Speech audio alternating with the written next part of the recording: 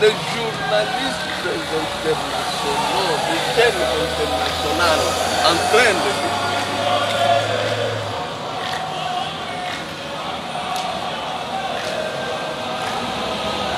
C'est bon. C'est une pression.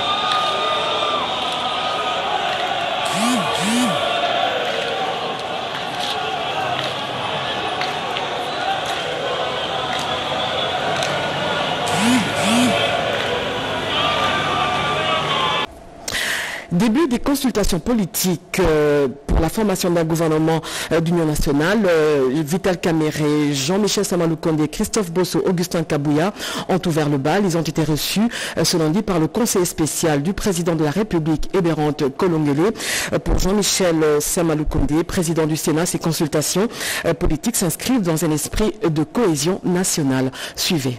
Les consultations politiques telles que voulues par le chef de l'État le 22 février dernier ont débuté ce lundi 24 mars 2025. Premier à être reçu, le membre de l'ancien présidium de l'Union sacrée, Vital Kamerhe, président de l'Assemblée nationale, Jean-Michel Sama Lukonde, président du Sénat, Christophe Mbosoko Diapwanga, André Mbata et Augustin Kabouya ont rencontré le conseiller spécial. Après quelques minutes d'échange, ils sont tous ressortis satisfaits du sens de cette démarche. Nous saluons cette démarche du président de la République qui est aujourd'hui entreprise par le conseil spécial de l'État en matière de sécurité, le professeur Eberard, que je connais très bien et je crois qu'il va réussir cette démarche.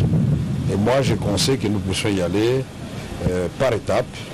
Et donc nous sommes venus d'abord réaffirmer ce principe d'unité de cohésion nationale, mais au-delà de ça, de participer à cette idée lancée par son Excellence, Monsieur le Président de la République. J'ai apprécié les principes sur lesquels ces consultations sont basées. Je crois que vous l'avez vu, la presse, la souveraineté nationale, l'intégrité territoriale, le respect des institutions établies, la suprématie de la Constitution, l'union nationale, tous ces principes-là, en fait, doivent nous aider et, en fin de compte, doivent permettre au chef de l'État de monter une équipe gouvernementale qui lui permette de faire face à ce défi. Non, nous n'avons pas posé des conditions comme telles. Comme vous le savez, l'Union pour la démocratie et le progrès social, c'est le parti du chef de l'État. C'est une longue série qui s'ouvre et permettra à tous les acteurs de premier plan de participer à ces consultations qui déboucheront à la formation d'un gouvernement d'union nationale. Un reportage de Patience Mboyo et Joséphine Liondo. Sachez aussi que le chef d'état-major général des FARDC, Jules Maza, séjourne dans la ville de Kisangani, dans la province de la Chopo. Une mission qui s'inscrit dans le cadre d'une évaluation des dispositifs sécuritaires des unités militaires déployées dans la 3e zone de défense. Sur place, des instructions fermes ont été données face à cette agression rwandaise. Reportage. Le lieutenant général Banza Milambwe Jules, chef d'état-major général du FARDC, est arrivé ce dimanche 23 mars 2025 à Kisangani, chef-lieu de la province de la Chopo, pour une mission de commandement et de travail. À son arrivée à l'aéroport de Bangoka, il a été accueilli par le commandant de la 3e zone de défense, entouré du commandant de la 32e région militaire, du commissaire provincial de la police nationale congolaise et quelques membres de leurs états-majors respectifs. Il a par la suite présidé la réunion des commandements à l'état-major de la 3e zone de défense. À cette occasion, un briefing sur la situation opérationnelle lui a été présenté par le lieutenant général Massounzou Pacifique, commandant de la 3e zone de défense. Quelques instructions fermes ont été données par le chef d'état-major général des FARDC sur la conduite à tenir pendant la guerre. Au cours de cette importante réunion qu'a présidé le chef d'état-major général, il a été question pour l'autorité de donner des instructions fermes aux officiers de l'état-major de la 3e zone de défense sur la situation sécuritaire qui prévaut dans cette partie du territoire. Car nous n'avons qu'un seul pays. Le lieutenant général Banza Milambwe Gilles a interpellé les militaires de cette zone qui est partiellement occupée dans sa partie du nord et sud Kivu par l'armée rwandaise d'être unie et de faire de leur mieux à tous les niveaux pour en finir avec cette agression rwandaise. Il a appelé les officiers à beaucoup plus de responsabilités car le Rwanda ne peut pas décider de notre sort ou nous imposer sur notre propre sol, avec son intention de nous occuper. Le chef d'état-major général a également rappelé la ferme détermination du commandant suprême de restaurer l'autorité de l'État. Dans la suite du chef d'état-major général, on a noté la présence du général Mouloumé, sous-chef d'état-major chargé des opérations. Et en nouvelle, dans notre temps, le chef d'état-major adjoint chargé des opérations et renseignements militaires, le lieutenant général Jacques Isha Lungza, est arrivé ce lundi à Bunia, dans la province de l'Ituri. Il était question pour lui d'évaluer, de faire une visite d'inspection des troupes, mais aussi une mission de commandement. C'est sous une pluie battante que la cortège à délégation de femmes de la maison militaire du chef de l'État a fait la ronde des hôpitaux militaires pour s'imprégner de la situation de blessés de guerre et les conditions de leur prise en charge. D'abord à l'hôpital général de référence de la garde républicaine, au camp militaire colonel Tchachi. Elles ont sillonné les différentes salles où sont hébergés plusieurs cas de blessés pour des soins appropriés. Pour sa part, le médecin directeur, le colonel François Mbouyou, s'est dit satisfait pour la réception de vivres et non-vivres apportés par cette délégation. Une manière pour elle d'exprimer son soutien au FARDC et en même temps à rassurer que toutes les conditions sont réunies pour une prise en charge adéquate. Voulu par le commandant suprême des forces armées, Félix-Antoine Tshisekedi Tshilombo. Ce geste qu'elle vient de poser me rassure et prouve à suffisance qu'elles ont entendu l'appel du commandant suprême, son Excellence, Monsieur le Président de la République, Félix-Antoine Tshisekedi Tshilombo, qui, lors de son adresse à la nation, avait demandé à tout le monde d'être derrière les FARDC. Son appel, loin d'être ignoré, a été entendu par toute la population en général et les mamans de la maison militaire en particulier, comme vient de le témoigner le geste qu'elle vient de poser en faveur des blessés de guerre. La ronde s'est clôturée au camp militaire colonel Kokolo, où elle a réitéré son soutien aux militaires victimes d'agressions rwandaises sur le sol congolais. Notons que ces gestes s'inscrivent dans le cadre de la célébration du mois de mars dédié à la femme. Voilà, vous avez compris qu'il s'agissait de la visite de réconfort des femmes de la maison civile du chef de l'État militaire blessé de guerre, des affrontements de guerre entre les FARDC et l'armée rwandaise. Et puis le rapport plutôt national de la RDC sur la situation des droits des hommes a été adopté à l'unanimité ce lundi au Conseil des Nations pour les droits de l'homme. La ministre plutôt Chantal Chambou Mwavita a conduit la délégation congolaise. Un reportage de Jean-Pierre Omena et Oscar Malkaïch. Le rapport national de la République démocratique du Congo a été adopté à l'unanimité ce lundi 24 mars 2025 à Genève en Suisse.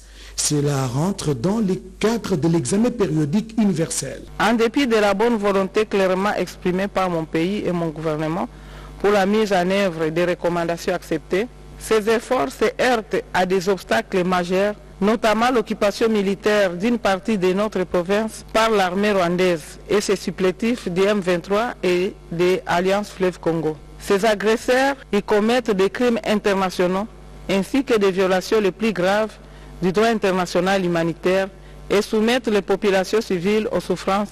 Le Rwanda soutient activement les groupes rebelles M23 qui opèrent dans l'est du pays, particulièrement dans la province du Nord Kivu et du Sud Kivu. Le Rwanda fournit des armes, du renseignement et des troupes au M23 et au AFC, ce qui alimente l'instabilité dans l'est du pays. Au sujet des recommandations formulées par ses pairs, la ministre des Droits humains, Chantal Chambou Mwavita, réagit. 284 recommandations ont été formulées à l'endroit de mon pays. Pour y donner suite, 235 recommandations ont été acceptées et 49 autres ont été notées. L'élaboration d'un plan de mise en œuvre des recommandations acceptées. Pour rappel, la situation des droits humains de la République démocratique du Congo était au cœur de l'examen le 5 novembre dernier, toujours ici à Genève, en Suisse. À cette occasion, 284 recommandations avaient été formulées par les différents membres du Conseil des Nations Unies aux droits de l'homme. La délégation congolaise a accepté 239 recommandations et noté les restes. 56e anniversaire de la mort du héros national Joseph Kasavubu. Judith Souminois rend hommage à cet héros politique au cours d'une cérémonie organisée en sa mémoire. Plusieurs personnalités ont pris part à ces activités, parmi lesquelles des sénateurs et députés Chimène Dondo et Pompomba. Pour rendre hommage à Joseph Kasavubu, la patronne de l'exécutif central a déposé devant son monument une gerbe de fleurs avant d'effleurer de ses doigts la table de travail en bois bien conservée et d'examiner les documents signés par celui qui a présidé à l'avenir de la RDC après l'indépendance. Pour la chef du gouvernement, les valeurs de l'ancien président Joseph Kasavubu méritent d'être transmises à chaque Congolais et aux générations futures pour une appropriation de son histoire. C'est un honneur pour moi, première femme, première ministre, de pouvoir venir ici pour commémorer le décès du premier président de la République démocratique du Congo, qui est Joseph Kasavubu. C'est lui, il fait partie des pères de l'indépendance. Il a été quelqu'un d'une intégrité forte. On a pu le voir pendant son parcours à la présidence de la République. Et ce sont aujourd'hui des valeurs que nous voulons relever, que nous voulons partager avec l'ensemble de la population, en commençant par la population Congo, mais aussi avec l'ensemble du pays. Quand on parle d'unité nationale, il a pu démontrer ces valeurs-là, cette unité, cette cohésion. Et je pense qu'on devrait faire suivre l'exemple. Tous les Mécongos se sont ensuite retrouvés dans la cathédrale Notre-Dame du Congo pour une messe de suffrage dite en mémoire des 56 ans de la mort de Joseph Kasavubu. La notabilité Congo a ensuite remercié la première ministre pour cette communion fraternelle qui est plus qu'une symbolique. Pour rappel, Joseph Kasavubu, né en 1917 à Dizi, près de Tchéla, dans l'actuel Congo central, est décédé le 24 mars 1969 à Boma. Masolo ya sikaye na Kinshasa avec la société BDN Nettoyage. Pour garantir l'hygiène dans notre environnement, la société BDN Nettoyage vous offre des services de qualité avec des matériaux aux normes internationales. Pour les nettoyages urbains, nettoyage de bureaux, nettoyage des salles d'école, nettoyage des appartements, nettoyage hospitalier, remise en état après déménagement, traitement phytosanitaire, espace vert. BD Nettoyage vous offre aussi un service des femmes de ménage expérimentées pour tous vos besoins. Une seule adresse, avenue Révolution, numéro 4, commune de la Gombe. Référence, hôtel Meriba, Prince de Liège. Pour tout contact, plus 243 97 91 99 381, plus 33 61 388 63 38. BDN Nettoyage, le meilleur de l'hygiène. BDN, c'est la qualité de notre service. Le service national a offert 600 bons pour soutenir l'éducation de base. Sa caravane a fait une pause à l'Institut scientifique et technique de Ngiri sous la supervision du lieutenant-général Jean-Pierre Kasson-Kabouit, nous dit Cédric Kinina. C'est sous une pluie fine que les bâtisseurs du service national ont débarqué ce lundi 24 mars 2025 à Ngiri. Entre leurs mains, des bons destinés à deux écoles de cette commune, l'Institut technique social et l'Institut littéraire et technique de Ngiri. En tête de cette caravane, le lieutenant-général Jean-Pierre Kasson-Kabouit, le commandant du service national qui, comme depuis le début de cette opération, a remis personnellement ses bons aux bénéficiaires. En première ligne, les élèves, ces derniers, ont exprimé leur gratitude. Très chers camarades élèves, applaudissons très chaleureusement Monsieur le commandant du service national le lieutenant général Jean-Pierre Kassongo Kabouik. Monsieur le commandant du service national, lieutenant général Jean-Pierre Kassongo Kabouik, sous votre bénédiction, nous nous engageons de vous rassurer que les bancs pupitres offerts à ces jours seront très bien sécurisés et garderont leur éclat jusqu'après plusieurs années d'utilisation. Même expression de reconnaissance exprimée cette fois-ci par le personnel enseignant. Ça fait 20 ans qu'il n'y a pas de banc, que l'école n'a pas de banc. Nous sommes très contents du chef de l'État, son Excellence, Monsieur Félix Tshisekedi Tshilombo, pour nous avoir octroyé des bancs, nous avoir doté des bancs. Nous sommes très contents. Le directeur de l'Institut littéraire et technique de Ngiringiri a tenu à faire ce témoignage. Le président de la République soit le béni, que Dieu le soutienne dans tout ce qu'il est en train d'entreprendre. Grâce à ces dotations, le service national est en train d'écrire une nouvelle page de l'histoire de la République démocratique du Congo. Direction la ville de Kalemi, plutôt, excusez-moi, qui, vous savez, qui a connu plusieurs inondations, avec pour conséquence des infrastructures de base sont abîmées. À titre d'exemple, le boulevard Lumumba, qui nécessite d'être réhabilité. L'agence congolaise des grands travaux va recruter à ce sujet un bureau d'études internationales pour mener une étude sur le drainage de cette artère principale. Reportage Eric Kabamba, Robert Kalimba. Les boulevards Lumumba de Kalemi, qui continuent de faire face à deux menaces avec la montée des eaux du lac Tanganyika, ne devra pas disparaître. Pour sauver cette infrastructure importante du chef-lieu de la province du Tanganyika, l'agence congolaise de grands travaux va lancer un appel d'offres international afin de recruter un bureau d'études qui a de l'expérience dans ce type de situation. Liliane Makassa Malale, assistante à la direction générale en charge des marchés publics, explique les enjeux de cet appel d'offres. Il est prévu que l'on puisse rapidement procéder au recrutement d'un bureau d'études international qui va réaliser cette étude complète. La procédure va tenir compte de plusieurs paramètres. Premièrement, c'est l'urgence, parce que déjà nous sommes au mois de mars et les informations sur le terrain nous renseignent qu'il y a déjà les remontées d'eau qui sont constatées sur le boulevard.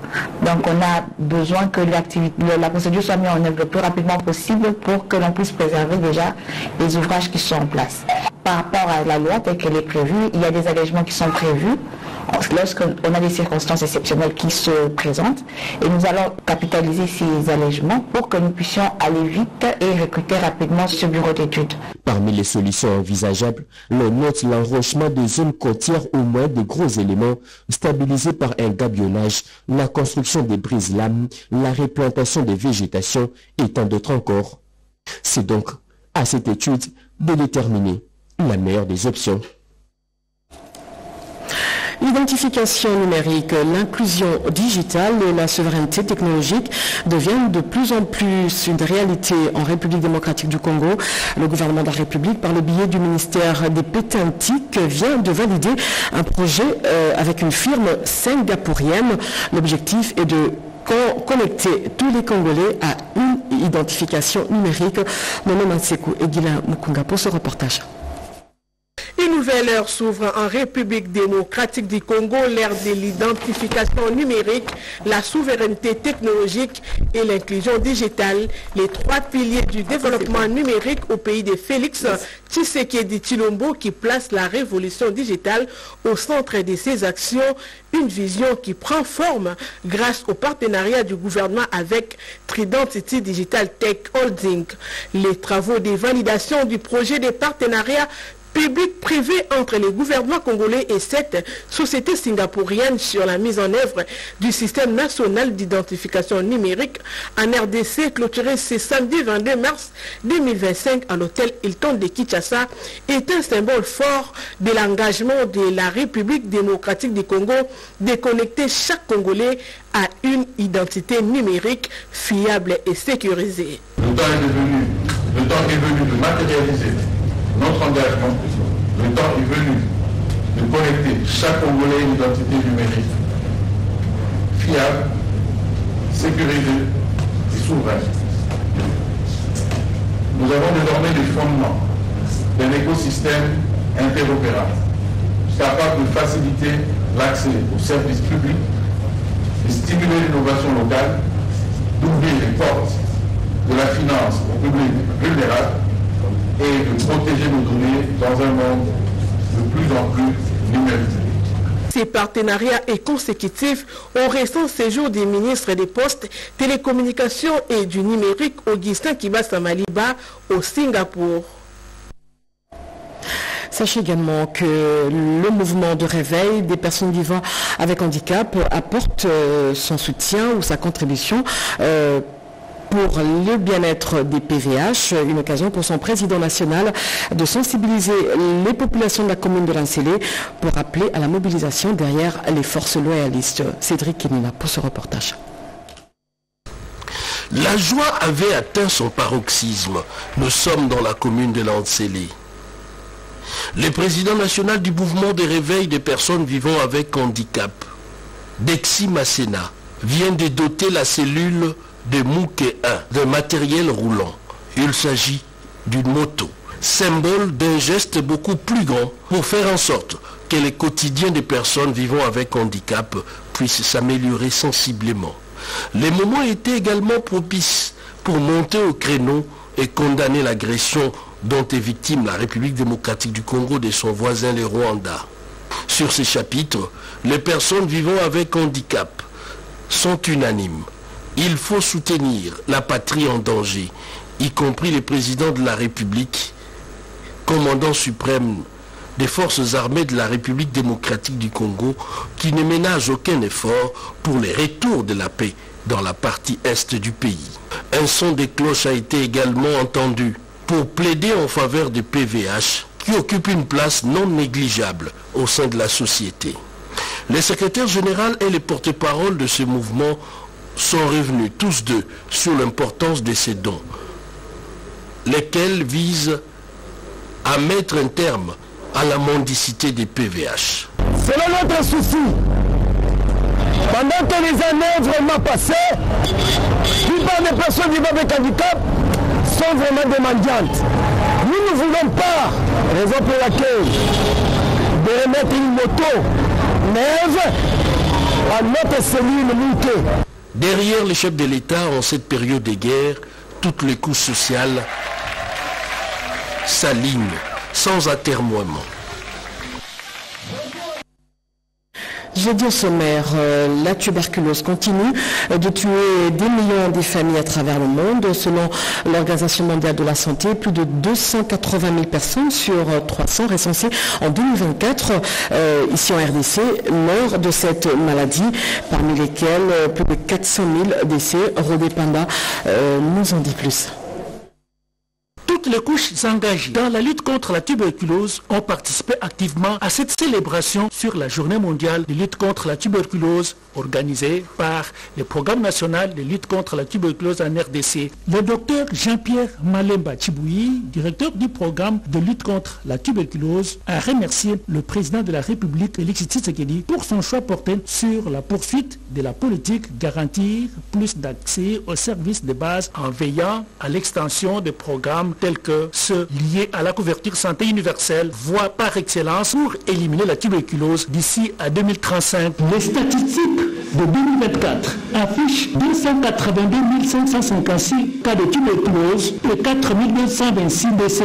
Guylaine Moubelwanga, membre des organisations de la société civile, a rappelé les engagements du gouvernement issus de la réunion de haut niveau tenue à New York. Oui, nous pouvons mettre fin à la tuberculose. S'engager, investir, agir, ce thème de l'année a été dévoilé par les représentants de l'OMS, le docteur Nicole Achimbi. Il a demandé l'implication de tous pour relever ces défis. Le secrétaire général à la santé publique et le secrétaire général à la prévoyance sociale représentant du ministre a reconnu les faiblesses enregistrées dans la lutte contre la tuberculose faute de médicaments. Mais toutefois, le gouvernement ne cesse de consentir des efforts avec l'achat des équipements pour une prise en charge totale. Bien avant le début de la cérémonie, le club des Amis d'Amiens a agrémenté l'assistance avec la chanson Bokono Yapasi de Maxime Lunga. Et en marge du mois organisé pour la promotion des droits de la femme, une matinée d'échange a été organisée au chapiteau de l'Université de Kinshasa avec pour thème Femmes, paix et sécurité. Un reportage de Pati Tondwango et Jean-Pierre Moyoaï. Cette matinée d'échange à laquelle ont pris part les membres du corps scientifique, administratif et ouvrier, ainsi que les étudiants de l'Université de Kinshasa, avait pour objectif de promouvoir l'implication des femmes dans le processus de paix, sécurité et réconciliation, comme l'exige la résolution 1325 des Nations Unies. Organisé par le ministère du Genre, Famille et Enfants, plusieurs exposés étaient au rendez-vous ce lundi 24 mars 2025 dans les différents panels, notamment la position géostratégique de la République démocratique du Congo sur ces conflits développés par Nicole Boacha, l'une des panélistes. Au nom de la ministre du Genre, Famille et Enfants, Léonie Kandolo, Madame le directeur des cabinets a reconnu le rôle que joue la femme dans les questions de paix et sécurité. Il est donc impératif de reconnaître et de renforcer leur participation à tous les niveaux des processus de paix et de gouvernance sécuritaire. Pour une paix durable, il faut que la femme et la jeune fille soient autonomisées et impliquées dans la gestion des conflits. La guerre et l'instabilité entraînent des déplacements forcés et des pertes tragiques en vie humaine.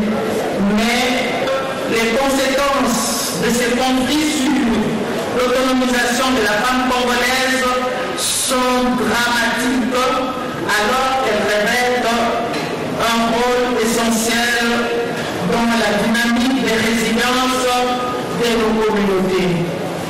La femme, actrice de développement, a besoin de vivre librement, loin de toute forme de violence pour mener à bien son rôle. L'agence congolaise de presse a tenu sa session ordinaire du conseil d'administration. Parmi les points débattus à l'ordre du jour, le saccage des 2 bureaux de l'agence congolaise de presse de la ville de Goma et Bukavu par le M23 et FC. Un reportage de Patricia Ungu et Papi Mbongo. Une journée très chargée à l'agence congolaise de presse ce lundi 24 mars 2025.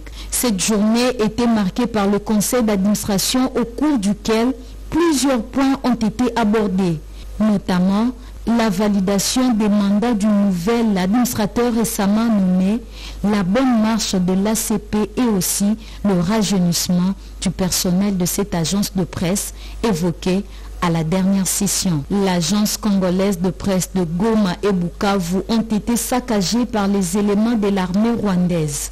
À ce sujet, le président du conseil d'administration, Ali Kalunga, a réagi. Alors, nos journalistes qui sont là-bas, nous devons trouver des solutions pour eux et ouvrir des bureaux provisoires en dehors de la province. Nous pensons notamment à Beni pour le bureau de Goma et à Ouvira pour le bureau de Bukavu. Mais on attend qu'on arrive à ces points précis pour lever les options et parce que l'agence doit continuer. Pour le président du conseil d'administration, l'agence congolaise de presse doit retrouver sa place, celle d'informer le public en temps réel. Nous sommes sur la bonne voie. Presque tous les événements du pays, nous sommes présents en temps réel. L'ACP a été créée en 1960 et couvre l'actualité nationale et internationale avec des représentations dans les 26 provinces et dans quelques pays du monde. Et puis ce communiqué, la Direction générale des impôts rappelle à tous les employés des secteurs publics et privés que la souscription de la déclaration récapitulative annuelle de l'impôt professionnel sur les rémunérations IPER par les personnes physiques employées rémunérées par un tiers de droit public ou de droit privé afférent aux rémunérations versées par leur employeur au courant de l'année 2024 intervient au plus tard le lundi 31 mars 2025. Toutes les personnes concernées par cette obligation doivent retirer et souscrire le formulaire de déclaration auprès des centres d'impôt synthétiques du lieu de leur résidence ou télécharger à partir du site web de la DGI. L'adresse suivante www.dgi.gouv.cd. Cette déclaration doit être souscrite soit en support papier ou au centre d'impôt synthétique du lieu de résidence de l'employé, soit par voie électronique à travers la plateforme impôt employé, même en cas de non-paiement, de paiement partiel ou de retard de paiement des rémunérations par son employeur. C'est un communiqué signé Bernabé Mokadi Mamba, directeur général de la DGI. Et puis, le président de la République, Félix Antoine Tshisekedi, a eu des échanges avec le président du Sénat, Jean-Michel Samaloukonde. Au menu des échanges, la situation sécuritaire dans la partie est du pays et la mission que ce dernier doit effectuer en Europe pour le compte de la République démocratique du Congo. Reportage.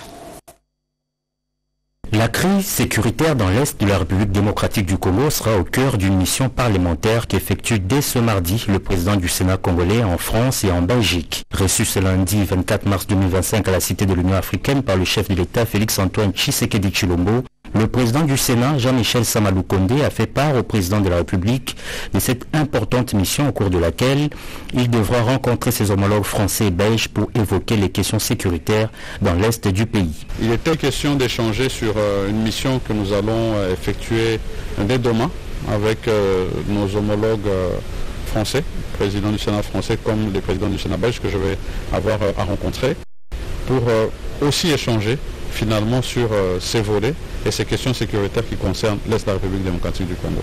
Comme d'habitude, en tant que président du Sénat, nous avons pris l'engagement en tant qu'institution de continuer sans désemparer à accompagner son Excellence Monsieur le Président de la République dans son action diplomatique, mais aussi avec le suivi parlementaire sur le travail que le gouvernement fait. D'après Jean-Michel Samaloukonde, ce sera également l'occasion de faire un suivi de la résolution 2773. Nous avons une résolution 2773 qui est venue des Nations Unies et qui demande l'accompagnement de tous les pays acteurs dans cette action pour pouvoir en fait arriver à ce que sur le terrain, nous puissions voir les résultats finalement de cette action. Ce n'est pas qu'on ne les voit pas, c'est déjà en cours, nous les voyons, mais nous avons besoin de plus d'action en termes de respect des restrictions qui ont été données par rapport à ces sanctions qui ont été données. Et donc on va aller vraiment dans le cadre de ce suivi-là. Et pendant qu'on sera sur place, bien sûr, on donnera plus d'informations. Le speaker de la Chambre haute a par la même occasion fait le rapport de la dernière itinérance effectuée dans le Grand Katanga pour la sensibilisation de la population sur la question de la cohésion et de l'unité nationale.